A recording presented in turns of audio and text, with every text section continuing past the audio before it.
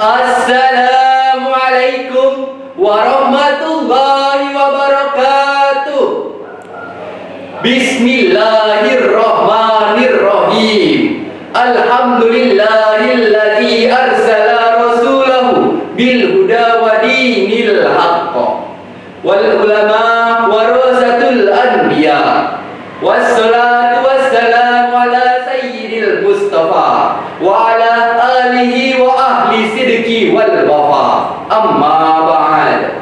Majelis hakim yang arif dan bijaksana, hadirin wal hadirat rahimakumullah. Dalam kehidupan manusia, agama adalah bagian pusat kepercayaan yang lahir dari sebuah proses yang panjang yang dibawakan oleh para pembawanya, yaitu yang kita kenal para nabi. Pada suatu saat nanti, sang nabi pasti akan wafat. Oleh karena itu, tugas dan tanggung jawab seorang nabi akan selesai dan akan diteruskan oleh para penerus nabi. Para penerus nabi disebut dengan istilah ulama. Menurut Kamus Besar Bahasa Indonesia, ulama berarti orang yang ahli dalam bidang dan ilmu pengetahuan agama Islam. Lebih lanjut, ulama juga merujuk pada pemuka agama atau pemimpin umat Islam yang memiliki pengetahuan mendalam tentang agama dan tugas membimbing umat dalam masalah agama dan kehidupan sehari-hari. Dalam bahasa Arab, ulama adalah bentuk jamak dari alim yang berarti berilmu, khususnya dalam ilmu agama. Jadi, ulama adalah orang yang menguasai ilmu agama Islam yang menjadi rujukan bagi umat dalam berbagai masalah keagamaan. Oleh karena itu, tugas dan tanggung jawab para ulama sama seperti Nabi, yaitu senantiasa menyebarkan ilmu dengan harapan membawa umatnya kepada jalan yang lurus sesuai dengan apa yang dianjurkan oleh Allah Subhanahu wa Ta'ala. Dari uraian di atas, tertariklah hati kami bertiga untuk menyampaikan sebuah syarahan Al-Quran dengan judul Ulama Pewaris Para Nabi. Sebagai rujukan awal firman Allah, marilah kita dengarkan Quran Surah Az-Zumar ayat 9 yang akan dibacakan oleh qori kami berikut ini. A'udzu billahi minasy syaithanir rajim.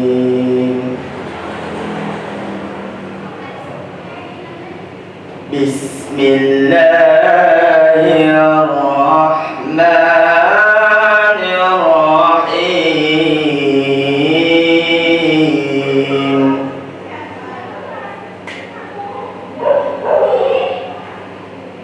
Amman huwa qanitun ana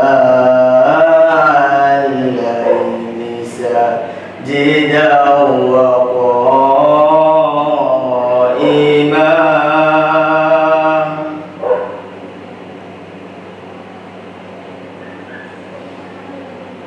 yahzarul akhirata wa yarju rahmata rabbih. Qul hal yastawi alladhina ya'lamun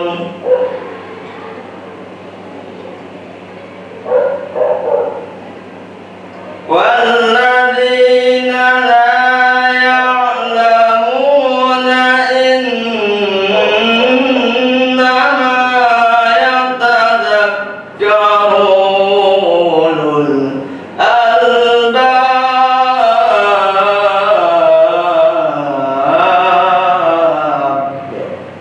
Aku berlindung kepada Allah dari godaan setan yang terkutuk dengan menyebut nama Allah yang Maha Pengasih, Maha Penyayang. Apakah orang musyrik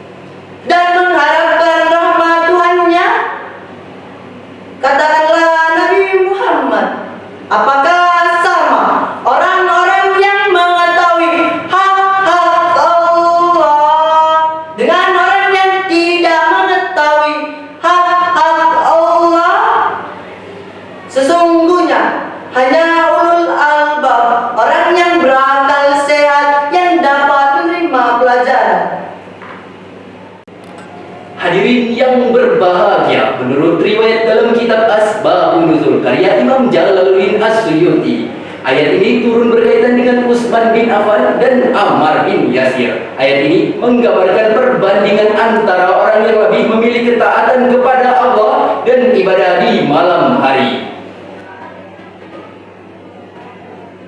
dibandingkan dengan orang yang ingkar. Ayat ini menegaskan bahwa ilmu dan pemahaman adalah kunci untuk meraih kebahagiaan dan terhindar dari kesesatan. Dengan ilmu, seorang bisa merenungkan ayat-ayat Allah dan melaksanakan ibadah dengan penuh kekhusyukan yang menjadi ciri-ciri orang yang mendekati kedudukan para ulama dan ahli ibadah. Dalam tafsir Ibnu Katsir menjelaskan bahwa tidak sama di sisi Allah Subhanahu wa taala antara orang yang menyekutukan Allah dengan orang yang menghabiskan malam untuk ibadah. Allah Subhanahu wa taala mengangkat derajat mereka yang bersujud berdiri di tengah malam karena takut kepada siksa akhirat dan berharap rahmat Allah Subhanahu wa taala. Ulama dalam menyampaikan ajaran Islam memiliki peran sentral sebagai pewaris Nabi, pembimbing umat, dan penjaga nilai-nilai agama. Tugas ulama adalah mengajarkan ilmu agama, memberikan fatwa, Menyelesaikan masalah hukum dan membimbing masyarakat agar menjalankan syariat Islam. Ulama juga diharapkan menjadi teladan dalam akhlak perilaku dan menjaga kesatuan umat. Lantas, bagaimanakah syarat-syarat menjadi ulama sebagai pewaris Nabi? Sebagai jawabannya, firman Allah yang terdapat dalam Quran Surah Al-Fatir ayat 28 yang akan dibacakan oleh qori kami berikut ini. wa minan nasi wad-dawabbi wal an'ami mukhtalifun alwanuhu kadhalik innama yakhsha Allah min ibadihil ulama'u.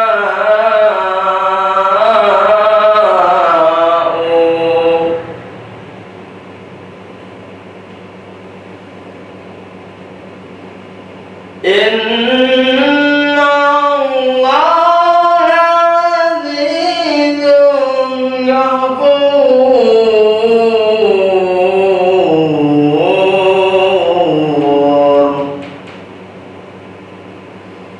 Inna Allaha azizun ghafur.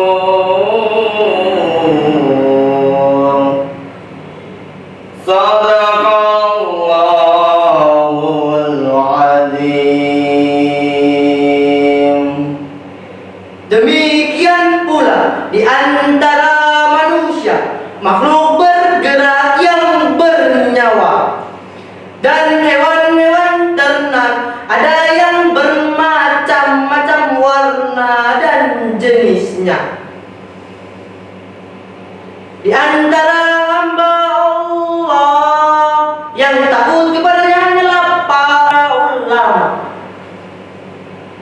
Sesungguhnya Allah Maha Perkasa, Maha Pengampun, Maha benar Allah, lagi Maha Agung atas segala firman-firman-Nya. Hadirin yang kami banggakan, menurut Buya Hamka dalam tafsir Al-Azhar menjelaskan bahwa yang dimaksud dengan ulama dalam ayat ini bukan hanya orang yang memiliki pengetahuan agama secara luas, tetapi juga mereka yang memiliki rasa takut kepada Allah Subhanahu wa taala. Rasa takut ini muncul dari pemahaman mereka tentang kebesaran Allah, Kekuasaannya dan sifat-sifatnya yang agung. Ayat ini juga menggarisbawahi pentingnya ilmu dalam menumbuhkan rasa takut kepada Allah. Semakin dalam seorang mempelajari agama dan fenomena alam, semakin besar pula ketakutannya kepada Allah. Menurut Ibnu Katsir, surah Al-Fatir ayat 28, orang yang paling takut kepada Allah adalah para ulama, yaitu orang yang memiliki pengetahuan mendalam tentang Allah, sifat-sifatnya dan kebesaran penciptaannya. Dengan demikian, ayat ini menegaskan bahwa rasa takut kepada Allah hanya dimiliki orang-orang yang memiliki ilmu yang mendalam, yaitu para ulama. Demikianlah syarahan yang dapat kami sampaikan. Sebagai penutup dari penyampaian, dapat diambil kesimpulan bahwa agama adalah bagian pusat kepercayaan yang dibawa oleh para nabi, kemudian diwariskan kepada orang-orang yang memiliki ilmu yang kuat dan takut kepada Allah, yaitu para ulama. Sehingga ulama disebut sebagai pewaris nabi. Sebelum kami akhiri, izinkan kami menutup dengan sebuah pantun. Burung merpati terbang di udara, Cicak di dinding menangkap lalat, Ikut selalu pesan ulama. akan selamat dunia akhirat. Wabillahi taufik wal hidayah. Wassalam.